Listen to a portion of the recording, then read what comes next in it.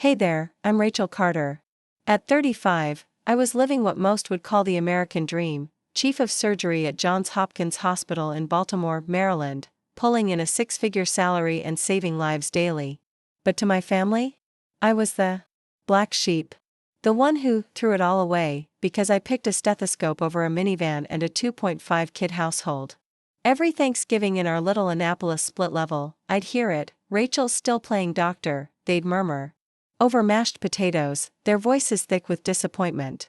They didn't see the 80-hour weeks, the lives I'd stitched back together, or the empire I'd built in the operating room, that all changed one rainy night when my sister Jessica, the family's golden girl, crashed her SUV on I-95. She was rushed to my hospital, bloodied and broken. I sat by her bed, still in my scrubs, while Mom and Dad hovered, fussing over her like I was just wallpaper. They didn't even glance at the badge clipped to my chest. What they didn't know. I'd just spent 18 grueling hours in surgery, fighting to keep her heart beating. Then, a nurse walked in, spotted me, and with a quiet nod said, "Evening, Chief of Surgery." Silence hit like a freight train. Mom's coffee cup froze halfway to her lips. Dad's jaw dropped. Jessica, half-conscious, squinted at me like I'd grown a second head. In that instant, their whole world flipped upside down. They had to face the truth they'd ignored for years. Stick around, because what happened next in that hospital room? It's a roller coaster of shattered expectations and raw redemption. Ever felt like the people closest to you don't really see you? This story's for you. Trust me, you won't want to miss how it ends. Rachel Carter grew up in the heart of Annapolis, Maryland, a picturesque town where crab cakes and Friday night football were sacred. She was the quiet kid with a wild imagination, always lugging around a backpack stuffed with science books, while her older sister, Jessica, ruled the social scene. Jessica was the Carter family's golden girl, cheer captain, prom queen, the whole 9 yards. Rachel, though? She was the oddball, the one who'd rather dissect a frog from biology class than cheer at a pep rally. In a family obsessed with fitting in, Rachel stuck out like a sore thumb. Picture this: family dinners at the Carter's split-level home, the kind with a big oak table and Mom's signature meatloaf.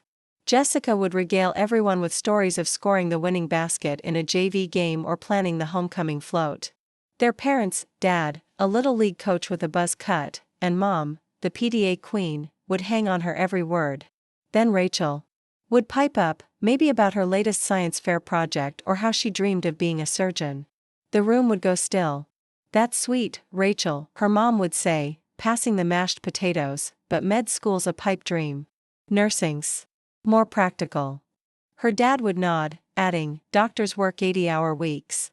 Jessica's got it figured out, marketing's where the stability is." Rachel learned early to bite her tongue. At 16, she was flipping burgers at the Crab Shack diner, stashing every $5 tip in a shoebox under her bed, labeled "Future MD" in Sharpie. While Jessica blew her cash on lip gloss and Abercrombie jeans, Rachel saved for college apps. High school graduation was the kicker. Jessica got a shiny red convertible, a reward for her valedictorian speech. Rachel, with a full scholarship to Johns Hopkins for pre-med, got a handshake and a "good luck out there." No cake, no balloons, just a lecture from Dad about how only 50% of pre-med kids even make it to med school. But Rachel was made of tougher stuff. At Hopkins, she hit the ground running, pulling all-nighters in the library with a thermos of coffee and a stack of flashcards. Her parents barely called. When they did, it was to rave about Jessica's sorority sisters or her new gig at a swanky ad agency. Rachel's victories, like acing her MCAT or shadowing a neurosurgeon, got a distracted "that's nice" before the line went dead. Then came Dr. Samuel Hayes, a grizzled trauma surgeon who didn't suffer fools. During an ER rotation, Rachel spotted a collapsed lung on an X-ray everyone else missed. Hayes squinted at her, then barked, "Good catch, Carter. You've got steady hands, don't waste M." He took her under his wing, and soon she was scrubbing in on gunshot wounds and car wrecks, thriving in the chaos. By 28, she'd landed a fellowship at Mass General and a reputation as a rock star in the OR. Her family? They still asked when she'd settle down. Everything changed the night Jessica's car spun out on Route 50, a blown tire, a guardrail, and a 911 call. Rachel, fresh off a 12-hour shift, sprinted to the ER in blood-streaked scrubs. This was her moment, the chance to prove who she'd become. But that's a tale for next time. Stay tuned, because the drama's just heating up. The hospital room buzzed under the harsh glow of fluorescent lights, casting stark shadows across the linoleum floor. Outside, the Baltimore skyline sparkled against the night sky, a sea of lights stretching toward the horizon. Inside, the air smelled of antiseptic and tension. Jessica lay still on the bed, her face pale, and dripping steadily into her arm. Machines beeped in a steady rhythm, a lifeline in the chaos. Tom, her husband, gripped her hand tightly, his knuckles white with worry. Mr. and Mrs. Carter paced near the window, their faces etched with fear, their whispers barely audible over the hum of the equipment. "Where's the doctor?" Mrs. Carter muttered, wringing her hands. "We need the best for Jessica." The door swung open, and Rachel strode in, her scrubs crumpled and speckled with dried blood from a marathon surgery earlier that day. She carried a clipboard, her eyes flicking to the monitors with a surgeon's precision. Her mother glanced at her briefly. "Oh, Rachel, you're here. Have you seen the doctor yet?" Before Rachel could answer, a young nurse hurried in, her eyes widening at the sight of Rachel. "Dr. Carter, we didn't expect you back. Do you need anything for your sister?" Mrs. Carter frowned. "Dr. Carter? Wait, that's Rachel." The nurse nodded, puzzled. "Yes, Dr. Rachel Carter, our chief of surgery." Mr. Carter's head jerked up. "Chief of surgery? Rachel?" Just then, Dr. Patel, the attending physician, stepped into the room. He spotted Rachel and gave a respectful nod. "Chief, I didn't know you were here. Would you like to take over Ms. Carter's case?" The room went silent. Mrs. Carter's coffee cup froze halfway to her mouth. Tom stared at Rachel, his jaw slack. Jessica, groggy from pain meds, blinked at her sister in confusion. Rachel met Dr. Patel's gaze and nodded sharply. "Yes, I'll handle it."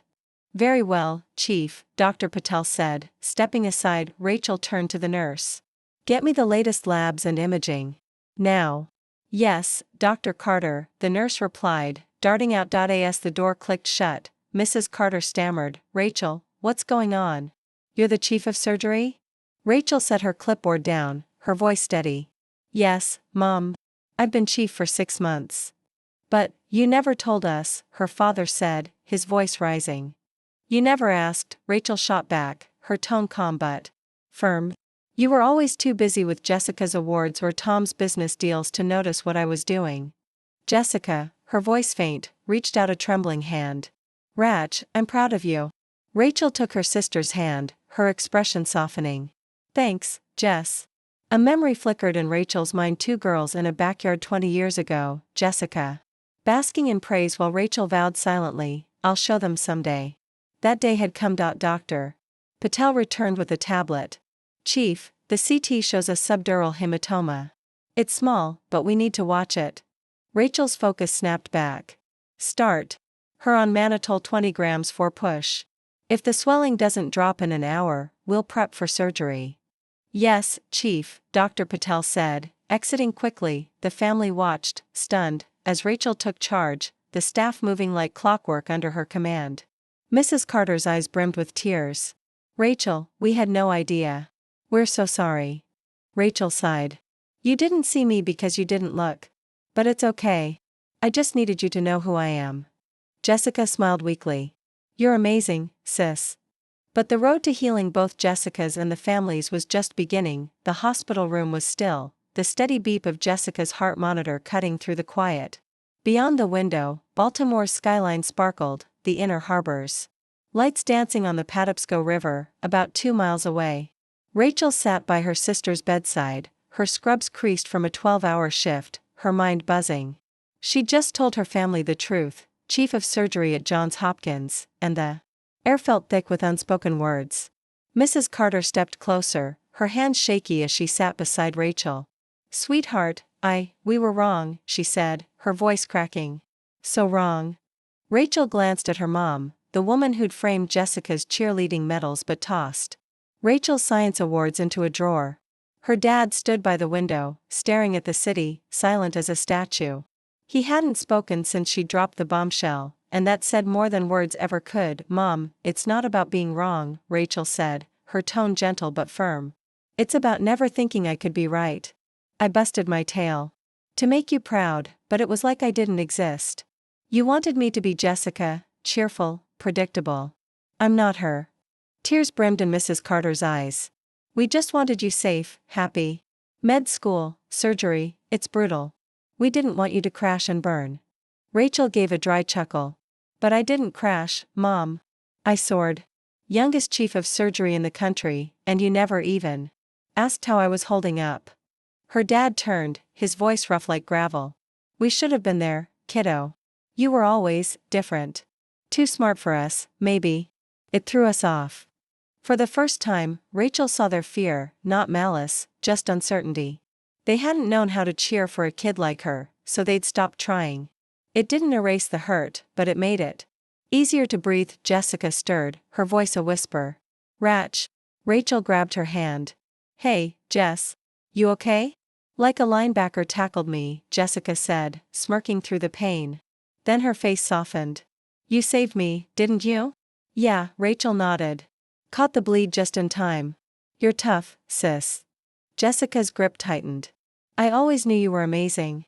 I was jealous. You had this drive I didn't. I'm proud of you, Ratch. Rachel's throat tightened.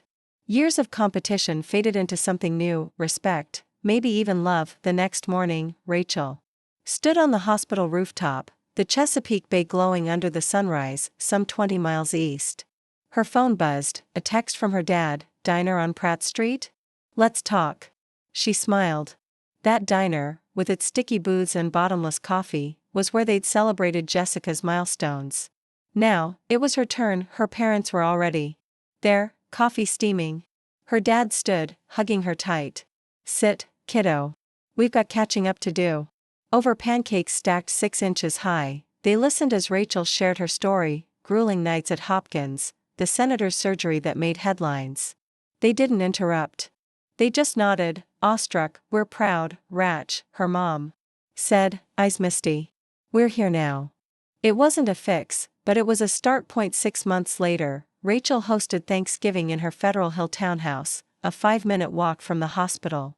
The table groaned with turkey and pumpkin pie, but the real star was the framed Baltimore Sun article, Local Surgeon Saves Senator. Jessica, healed and grinning, raised her glass. To Ratch, the hero. Laughter filled the room. Rachel looked at her family, flawed, stubborn, hers. On the balcony later, the city humming below, she knew she'd earned this life. And the story? It's far from over. The crisp October breeze rustled through the streets of Baltimore as Rachel Carter stepped out of her Federal Hill townhouse. She tugged her scarf, a soft gray one Jessica had given her last Christmas, tighter around her neck and inhaled deeply. Tonight was the Johns Hopkins Hospital Gala, an annual event that drew bigwigs from the medical world and beyond. For the first time, Rachel had invited her family. After months of mending fences, it felt right to let them see her life up close. The drive to the hospital was short, just a few miles down I-95, but Rachel's mind buzzed with memories of the past year. Her family had underestimated her for so long, seeing her as the quiet middle child rather than the chief of surgery she'd become. Part 4 had ended with a fragile hope, her parents asking questions about her work, Jessica beaming with pride. Tonight, she wanted them to understand not just what she did, but who she was. The hospital's atrium sparkled under chandeliers, tables draped in white linen and dotted with lilies. Rachel, in a sharp black gown, greeted colleagues and donors with her usual warmth. Soon, her family arrived, her parents in their Sunday best, Jessica in a bright red dress that clashed adorably with the formal vibe. Ratch, this place is unreal, Jessica said, her voice bouncing with excitement as she craned her neck to see the high ceilings. Thanks, Jess.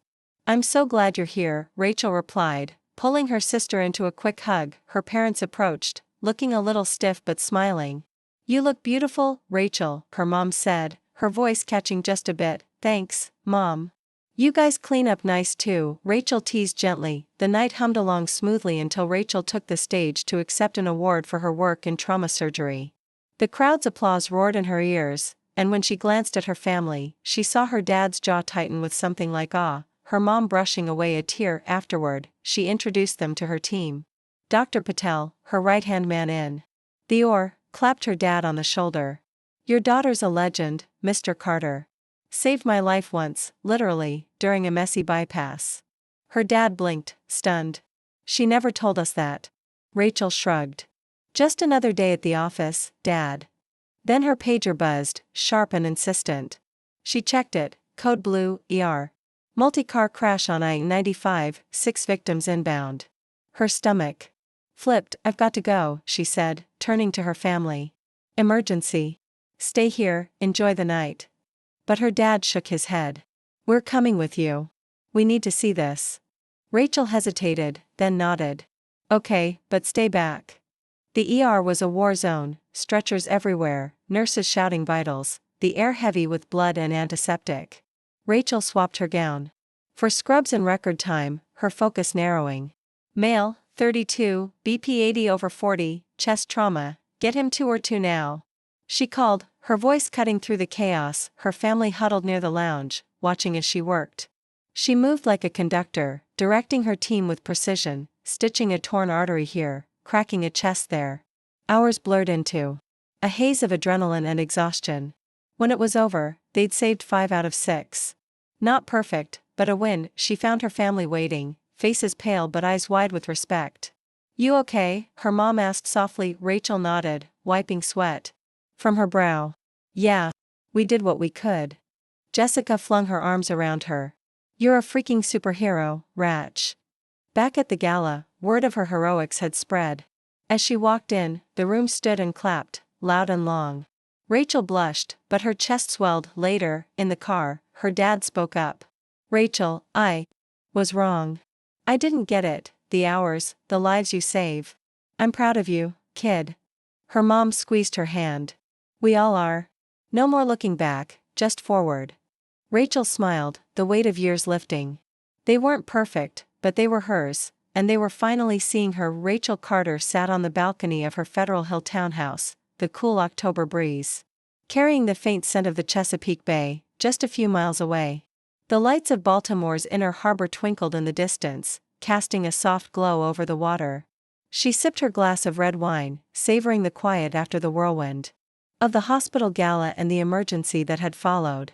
It had been a night of revelations. Her family had finally seen her in her element, and for the first time, they seemed to understand the weight of her accomplishments as chief of surgery at Johns Hopkins Hospital. The sliding door creaked open, and her family stepped out to join her. Her mom, still in her elegant dress from the gala, looked a little out of place against the casual backdrop of Rachel's home. Her dad, ever the pragmatist, had already loosened his tie. Jessica, her sister, gave Rachel a small, tentative smile as she leaned against the railing. Rachel, we wanted to talk to you about everything that's happened, her mom began, her voice soft but steady. We've been thinking a lot about what you said at the hospital. Rachel set her wine glass down on the small wrought iron table beside her. Okay, what's on your mind? Her dad cleared his throat, shifting his weight from one foot to the other. We were wrong to doubt you, kiddo. We see that now. But I think we were just scared. The medical field is so competitive, and we didn't want you to get hurt. We thought if we pushed you towards something safer, like teaching or nursing, you'd be happier in the long run. Her mom nodded, her eyes glistening under the soft balcony lights. And honestly, we didn't understand it. We're not doctors. We're just regular folks from Annapolis. We didn't know what it took to become a surgeon, and we were afraid you'd fail. We didn't want you to end up disappointed or burned out. Rachel felt a lump form in her throat. She had waited years to hear these words, but they still stung a little. I get that, but it hurt. I needed your support, not your doubt. Do you remember when I got accepted to Johns Hopkins? I was so excited, but you just said, that's nice, but it's going to be tough. I felt like you were waiting for me to fail. Her mom winced, her face crumpling with regret. I'm so sorry, Rachel. We should have celebrated your achievements. We were just worried about you. We didn't want you to struggle. Jessica, who had been standing quietly by the railing, spoke up, her voice tinged with emotion. I think I made it worse. I was always the one getting attention, and I liked it. But I also felt trapped. You were free to be yourself, Ratch, while I had to live up to their expectations. I was jealous of your independence. Rachel turned to her sister, surprised by the admission. Free? I felt like I was fighting. against the current every day. I had to prove myself over and over again, not just to the world but to you guys. Jessica's eyes filled with tears. I know. And I envied that. You had a passion, a drive that I didn't. I was just going through the motions, trying to be the perfect daughter. But seeing you tonight, saving lives, being so confident, I realized how much I've missed out on. Rachel reached out and squeezed Jessica's hand. You're not just the perfect daughter, Jess. You're my sister, and I love you. We can both be ourselves now. Her dad stepped forward, his voice thick with emotion. We're sorry, Rachel. We should have been there for you. But we're here now, and we're so proud of you. You're not just a surgeon, you're a leader, a lifesaver. We want to be part of your life, if you'll let us. Rachel smiled, feeling a warmth spread through her chest. Of course, Dad. I'd like that. Her mom wiped her eyes and took a deep breath. Can you tell us more about your work? We want to understand what you do, what makes you tick. Rachel's heart soared. Absolutely. I'd love to. She began to share stories from her time in the operating room, the adrenaline rush of emergency surgeries, the satisfaction of a successful procedure, the heartbreak of losing a patient despite her best efforts. Her family listened intently, asking questions and marveling at her expertise. They wanted to know about the senator she'd saved, the new techniques she was pioneering, and even the grueling 12-hour shifts she worked. For the first time, they saw her not as the quiet middle child but as the brilliant, dedicated surgeon. She had become. As the night wore on, the conversation flowed easily, laughter mixing with tears. Rachel felt a sense of belonging she hadn't experienced in years. Her family wasn't perfect, but they were trying, and that was enough. Rachel Carter sat in her office at Johns Hopkins Hospital, the fluorescent lights casting a sterile glow over the stacks of medical journals and patient files on her desk. She rubbed her temples, trying to ease the tension that had been building since she agreed to take on this case. The patient was Senator James Harrington, a prominent figure in Maryland politics, known for his fiery speeches and controversial policies. He had been diagnosed with a rare heart condition that required a complex surgical procedure, and Rachel, as chief of surgery, was the only one in the region with the expertise to perform it. The surgery was set for tomorrow morning, and the hospital was already buzzing with activity. News vans lined the streets outside, their satellite dishes pointed skyward like eager sentinels. Reporters clamored for updates, and the hospital's PR team was working overtime to manage the flood of inquiries. Rachel knew the outcome of this. Surgery would be watched not just by the medical community but by the entire nation. She sighed and leaned back in her chair, closing her eyes for a moment. The pressure was immense, but she'd faced tough cases before. What made this different was her family's newfound presence in her life. After years of distance, they were finally starting to see her for who she was, and she didn't want to let them down. A soft knock on the door broke her thoughts. Come in, she called, sitting up. Jessica poked her head in, a tentative smile on her face. Hey, Rach. I brought you some coffee. Figured you could use a pick-me-up. Rachel's expression softened. Thanks, Jess. That's sweet of you. Jessica stepped inside, holding 2 steaming cups from the local cafe down the street. I also wanted to see if there's anything I can do to help. I know you're swamped with this big surgery. Rachel took the coffee gratefully, the warmth spreading through her hands. Honestly, just having you here helps. It's nice to have family around. Jessica nodded, sitting across from her. I was thinking, since I'm in marketing, maybe I could help with the media stuff. You know, field some questions or something. Take some pressure off you. Rachel raised an eyebrow, surprised. Really? That'd be amazing. The PR team's overwhelmed, and I don't have time for reporters. Consider it done, Jessica said with a confident grin. I'll talk to the PR folks and see how I can assist. Rachel felt a wave of relief. Thank you, Jess. I appreciate it. As Jessica left, Rachel's phone buzzed with a text from her mom. We're bringing dinner to the hospital tonight. Your favorite, crab cakes and coleslaw. See you at 7. Rachel smiled, her heart warming. Her parents had never fussed over her before, but lately, they'd been making an effort. It was a small gesture, but it meant everything. The day passed in a blur of preparations. Rachel met with her surgical team, reviewing the procedure step by step. They ran simulations, double-checked equipment, and accounted for every detail. By evening, Rachel was exhausted but ready. At 7 p.m., her family arrived at the hospital cafeteria, carrying bags of takeout from a local seafood joint. The smell of Old Bay seasoning filled the air, a comforting reminder of home. They gathered around a table, and for a moment, the stress faded. "So, tell us about this surgery," her dad said, digging into his crab cake. "Is it really as risky as the news says?" Rachel nodded, taking a bite. "It's complex. The senator has an aortic dissection, a tear in the aorta's inner layer. If not treated right, it's fatal. The surgery replaces the damaged section with a graft. But it's tricky because of the location and his health." Her mom looked worried. "But you're the best, right? You can do this." Rachel appreciated the confidence but stayed realistic. "I'm skilled, but there are always risks. That's why we prepare so much." Jessica chimed in, "If anyone can pull it off, it's you, Rach. You've got this." Rachel smiled. "Thanks, guys. It means a lot to have you here." After dinner, Rachel walked them to the exit, promising updates. As they left, she felt a renewed sense of determination. Tomorrow, she'd face one of her career's biggest challenges, but she wasn't alone anymore. The next morning, the hospital hummed with anticipation. Rachel arrived early, nerves tingling with excitement and anxiety. She scrubbed in, her hands moving through the familiar routine. The OR was prepped, her team assembled, and the senator lay sedated. As she made the first incision, Rachel's focus sharpened. The world outside vanished, there was only the task at hand. Hours passed in a delicate dance of precision. Her team worked in sync, like a well-oiled machine, but midway through, complications hit. The senator's blood pressure dropped, and alarms blared. Rachel's heart raced as she barked orders. "Increase the fluids. More suction." For a tense moment, it seemed they might lose him. Her hands trembled, but she forced calm.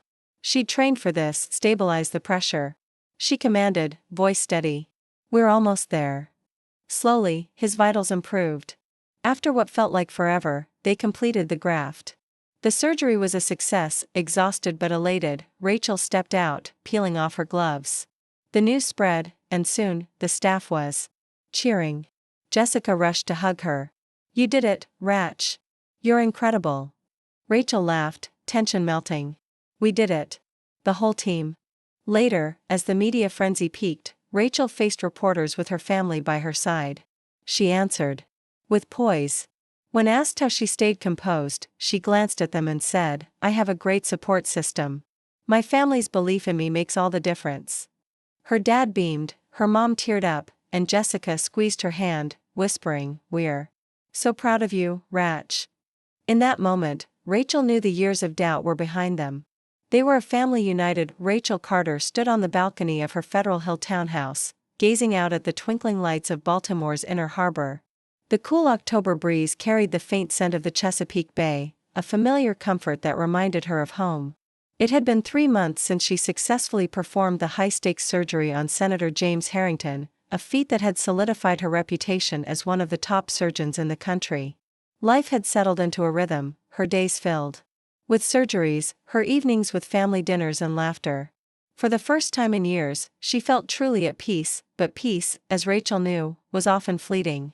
Her phone buzzed on the table beside her, the screen lighting up with an unknown number. She hesitated for a moment before answering. "Hello, this is Dr. Carter." "Dr. Carter, my name is Emily Dawson. I'm a headhunter representing Stanford Medical Center in Palo Alto, California. We've been following your work, and we're impressed, especially with the senator's surgery. I'm calling to discuss an opportunity that might interest you." Rachel's heart skipped a beat. Stanford was one of the most prestigious hospitals on the West Coast, known for its cutting-edge research and innovation. "What kind of opportunity?" she asked, trying to keep her voice steady. "We're looking for a new chief of surgery," Emily said. "Someone with your expertise and leadership could take our department to the next level. We'd like to invite you for an interview." Rachel was stunned. "I'm flattered, but I'm very happy at Johns Hopkins. I've built my career here." "We understand," Emily replied smoothly. "But this is a chance to lead one of the top surgical teams in the country. The salary is competitive, starting at $750,000 a year, plus bonuses. And California's a beautiful Place to live. Think about it. Rachel promised to consider the offer and hung up, her mind racing.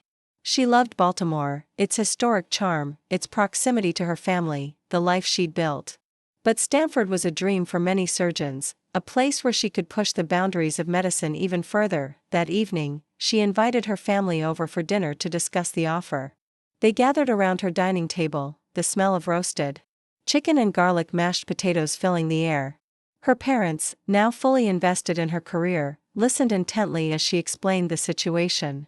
"Rach, this is incredible," her dad said, his eyes wide with pride. "Stamford's a big deal. You've got to at least consider it." Her mom nodded, though her smile was tinged with sadness. "We'd miss you terribly, but we want what's best for you. This could be a huge step forward." Jessica, ever the pragmatist, chimed in. "You've always been about growth, Rach. Maybe this is the next challenge you need." Rachel appreciated their support, but the decision weighed heavily on her. Over the next few days, she threw herself into work, trying to distract herself from the choice looming ahead. She met with her mentor, Dr. Samuel Hayes, who had guided her through her early years as a surgeon. "Stamford's a great opportunity," Dr. Hayes said, his gravelly voice thoughtful. "But you've got to ask yourself what you really want. Is it the prestige, or is it something else?" Rachel sighed. "I don't know. I love what I do here. I love being close to my family. But part of me wonders if I'm settling, if I should be aiming higher." Dr. Hayes leaned back in his chair. "You're already at the top, Rachel. You're chief of surgery at one of the best hospitals in the world. But sometimes, taking a risk can lead to even greater things. Just make sure it's what you want, not what you think you should want." His words stuck with her as she left his office. That weekend, she took a long walk through Baltimore's inner harbor, the salty air filling her lungs as she strolled past the docked boats and bustling seafood restaurants. She thought about her childhood in Annapolis, just 30 miles south, where she dreamed of becoming a doctor despite her family's doubts. She remembered the late nights studying in her dorm at Johns Hopkins, the grueling hours in the operating room, the moment she was named chief of surgery. This city had shaped her, and she wasn't sure she was ready to leave it behind. As she stood by the water's edge, watching the sun dip below the horizon, Rachel felt a sense of clarity wash over her. Stamford was tempting, but her heart was in Baltimore. She had fought too hard to build her life here, to prove herself to her family and her colleagues. Moving across the country might bring new challenges, but it would also mean leaving behind the people who had finally come to understand and support her. The next morning, Rachel called Emily Dawson. "I appreciate the offer, but I'm going to stay at Johns Hopkins. This is where I belong." Emily was gracious, though disappointed. "If you ever change your mind, let us know. You're an exceptional surgeon, Dr. Carter." Rachel hung up, feeling a weight lift from her shoulders. That evening, she gathered her family at her townhouse, the aroma of her mom's famous crab cakes wafting through the air. "I've made my decision," Rachel announced, her voice steady. "I'm staying in Baltimore." Her dad's face lit up with relief, and her mom's eyes brimmed with tears. Jessica jumped up and hugged her tightly. "We're so glad, Rach. We need you here." Rachel smiled, her heart full. "I need you too. We're a team now." As they sat down to dinner, laughter and conversation flowing freely, Rachel knew she had made the right choice. Her journey had been long and challenging, but it had led her to this moment, a place where she was seen, valued, and loved. And, for the first time, she felt truly at home. Rachel Carter stood in the bustling kitchen of her Federal Hill townhouse, the aroma of roasting turkey and pumpkin pie wafting through the air. It was Thanksgiving Day in Baltimore, Maryland, and she was hosting her family for the first time since deciding to stay in the city she now called home. The oven timer dinged, signaling that the 20-pound turkey was nearly ready, and she checked the temperature with a meat thermometer, 165 degrees Fahrenheit, just perfect. Her decision to remain in Baltimore after becoming chief of surgery at Johns Hopkins Hospital had brought her closer to her family. This Thanksgiving was a celebration of that bond. Her parents, her sister Jessica, and a handful of colleagues from the hospital would soon fill the house with chatter and warmth. As Rachel mashed a pot of potatoes, 5 pounds worth, enough to feed the crowd, she heard the doorbell chime. Wiping her hands on her apron, she opened the door to find her parents balancing casserole dishes and a pecan pie, with Jessica trailing behind, holding a bottle of California Chardonnay and a bouquet of orange and red chrysanthemums. "Happy Thanksgiving, Ratch," Jessica said, wrapping her in a quick hug. "Happy Thanksgiving." "Come on in," Rachel replied, stepping aside to let them enter. The house buzzed with life as guests arrived. Her colleagues swapped hospital stories with her family over glasses of iced tea, a southern touch her mom insisted on, even in November. The dining table groaned under the weight of the feast: turkey, stuffing, cranberry sauce, and a green bean casserole topped with crispy fried onions. Before they ate, Rachel's dad stood, his 6-foot frame commanding attention. "A toast," he said, raising his glass of sparkling cider. "To Rachel, for bringing us together and proving every day what she's capable of. We're proud of you." Rachel smiled, blinking back tears. "Thanks, Dad." To family. The meal stretched into the afternoon, filled with laughter and second helpings. But as the evening wound down and the last guest left, Rachel's mind drifted to a text she'd received earlier from Dr. Samuel Hayes, her mentor. He'd asked to meet at the hospital the next day about something important. What could it be? The following morning, Rachel drove the 3 miles to Johns Hopkins, the streets quiet after the holiday rush. She found Dr. Hayes in his office, his gray hair catching the light as he looked up from his desk. "Rachel, thanks for coming," he said. "The American Medical Association contacted me. They want you as the keynote speaker at their conference in D.C. next month." Rachel's jaw dropped. "Me? Why?" "Your story," he said. "From underestimated kid to chief of surgery, it's inspiring. They think you can motivate the next generation." Public speaking wasn't her forte. The idea of addressing thousands made her palms sweat.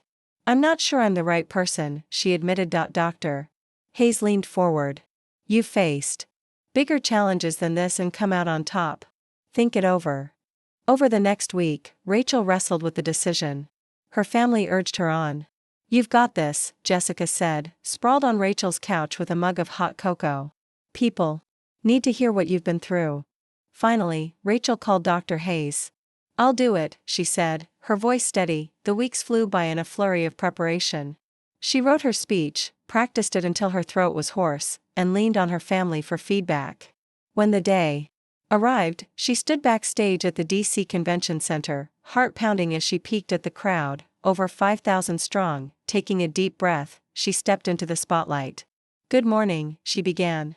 "I'm Dr. Rachel Carter, Chief of Surgery at Johns Hopkins. Today, I'm here to tell you about doubt, resilience, and finding your place." Her words flowed, weaving her journey into a story of grit and hope. When she finished, the applause roared through the hall. Backstage, Dr. Hayes grinned. "Told you you had it in you." Driving home, Rachel felt lighter than her 130-pound frame. She'd faced a new fear and turned it into a triumph. Baltimore's skyline glowed ahead, a reminder of where she belonged, and where she'd keep growing. Rachel Carter stood in the grand lobby of the Walter E. Washington Convention Center in Washington, D.C., her heart still racing from the thunderous applause that had followed her keynote speech at the American Medical Association conference. The marble floors gleamed under the soft glow of chandeliers, and the air buzzed with the chatter of thousands of medical professionals.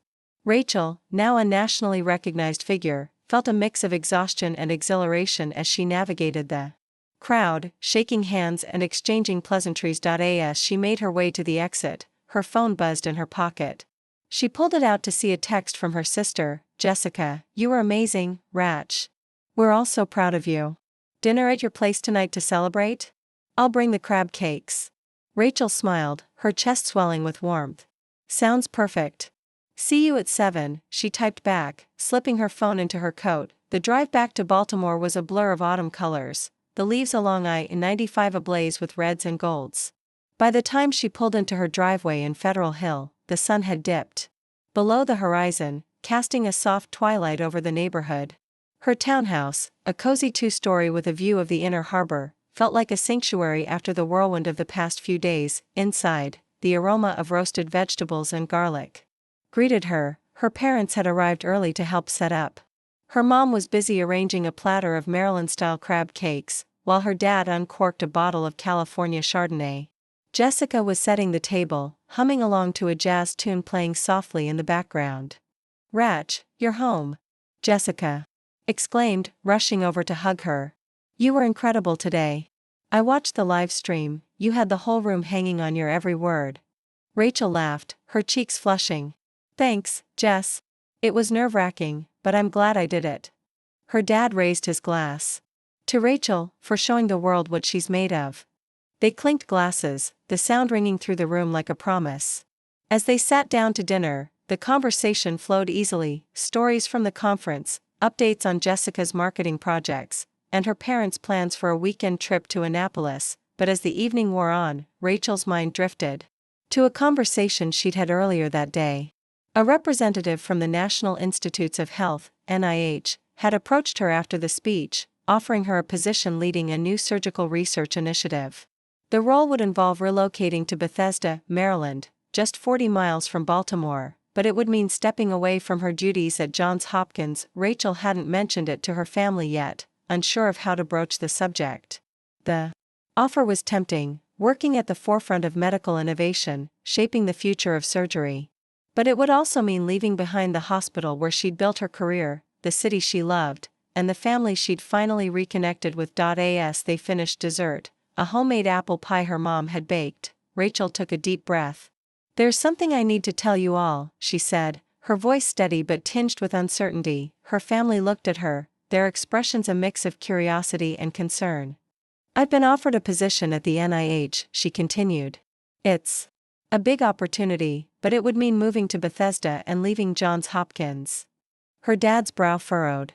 "That's a tough decision, kiddo. What are you thinking?" Rachel sighed. "I'm not sure. Part of me wants to take it, it's a chance to make a real impact on a national level. But I love what I do here, and I don't want to lose what we've built as a family." Jessica reached across the table, squeezing her hand. "Whatever you decide, we're with you, Rach. We'll make it work." Her mom nodded. "You've always followed your heart, and it's never steered you wrong. Trust yourself." Rachel felt a weight lift from her shoulders. "Thanks, guys. I think I need to sleep on it." That night, as she lay in bed, the sounds of the city humming softly outside her window, Rachel thought about her journey, from the underestimated middle child to a respected surgeon and now a potential leader in medical research. She realized that no matter where she went, her family would be there, cheering her on. The next morning, she woke with a sense of clarity. She would accept the NIH offer, but negotiate a hybrid role that allowed her to continue mentoring at Johns Hopkins. It wouldn't be easy, but Rachel had never shied away from a challenge. As she drove to the hospital, the Baltimore skyline gleaming in the distance, Rachel felt a surge of excitement. A new chapter was beginning, and she was ready to embrace it. With her family by her side, Rachel Carter stood in the sleek, modern lobby of the National Institutes of Health in Bethesda, Maryland, her heart pounding with a mix of excitement and nerves. It was her first day as the head of the new surgical research initiative, and the weight of the responsibility settled heavily on her shoulders. She adjusted her white coat, emblazoned with the NIH logo, and took a deep breath. This was a new chapter, one that promised innovation and impact on a national scale. Her first meeting was with Dr. Elena Rodriguez, the director of the research division. Elena was a renowned figure in medical research, known for her groundbreaking work in regenerative medicine. As Rachel entered Elena's office, she was struck by the panoramic view of the NIH campus, sprawling across 300 acres of meticulously maintained grounds. "Welcome, Dr. Carter," Elena said, extending a hand. "We're thrilled to have you on board. Your work at Johns Hopkins was exemplary, and we believe you can take our surgical research to new heights." "Thank you, Dr. Rodriguez. I'm honored to be here," Rachel replied, shaking her hand firmly. The day flew by in a whirlwind of introductions and briefings. Rachel met her new team, a diverse group of surgeons, researchers, and technicians, all eager to collaborate. By the end of the day, her head was spinning with information, but she felt invigorated by the possibilities. That evening, Rachel drove the 40 miles back to Baltimore for a family dinner. Her parents had insisted on celebrating her new role with a backyard barbecue. As she pulled into the driveway of her childhood home in Annapolis, the smell of grilled burgers and hot dogs wafted through the air, mingling with the salty breeze. From the Chesapeake Bay, Jessica greeted her at the door with a hug. "Hey, sis. How was your first day at the big leagues?" Rachel laughed. "It was intense, but exciting. There's so much potential for innovation."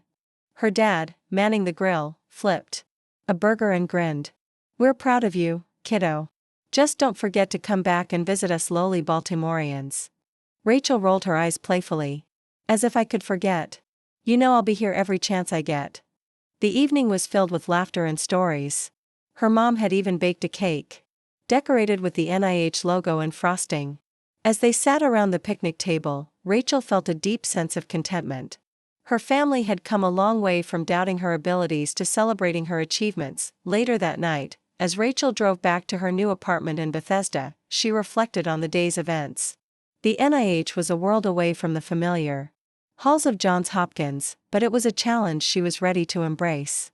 With her family's support and her own determination, she knew she could make a difference. As she parked her car and looked up at the starry sky, Rachel whispered to herself, "This is just the beginning."